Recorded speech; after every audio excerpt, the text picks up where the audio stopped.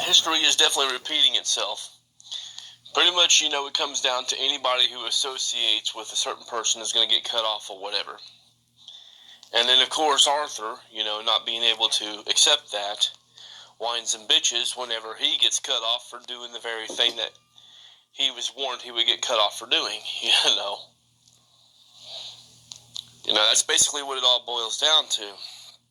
The only thing that's really different this time is what he's getting cut off for now is way worse than what he got cut off for back then.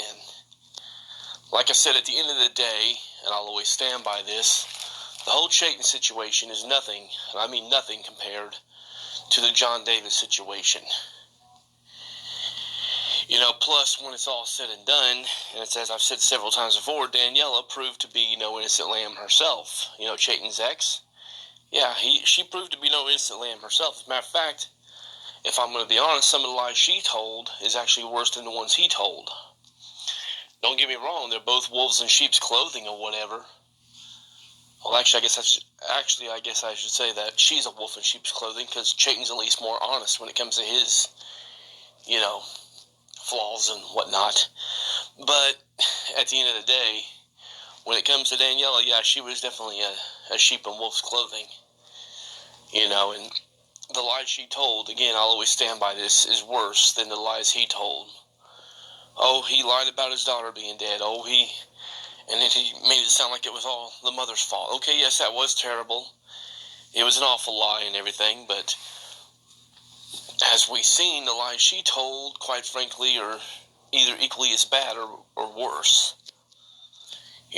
Accusing him of filming himself raping her, that's a pretty bad lie. That's a really bad lie. Accusing him of beating her with a hammer, that's a really bad lie. Accusing him of molesting their daughter, again, the lie he told is nothing compared to the lies she told. So that's why I said that at the end of the day, for Chayton to get another chance and everything, and for people to get cut off for associating with Chayton back then, yes, it was ridiculous and everything, but that's not the situation this time around. No, at the end of the day, Arthur is supporting and defending a 100% proven pedophile. Oh, but he's not registered. It doesn't fucking matter. At the end of the day, he is still trying to have sexual conversations with a minor. A man who's, from what I understand, is even older than me, like almost 10 years older than me at this point. And he's over there trying to have sexual conversations with someone who's young enough to be his granddaughter. So, And of course, Arthur is supporting and defending that, making excuses and everything else. And that's the reason why, the real and only reason why he's been getting cut off and received as much criticism and everything as what he's got.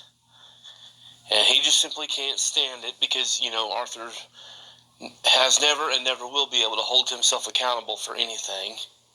He's nothing but an immature man-child that just expects to be given a free pass no matter what. Basically like Daniel. How Daniel is and everything. So, So, at the end of the day, it's his own damn fault. But I will say this, and I always stand by this as well, that at the end of the day, a lot of this drama would be avoided if Arthur was dead. So I'm saying he wants to talk about how people deserve to get a bullet in their head. I'm just going to be honest. This world and the internet would definitely be better off if Arthur had a bullet in his. So,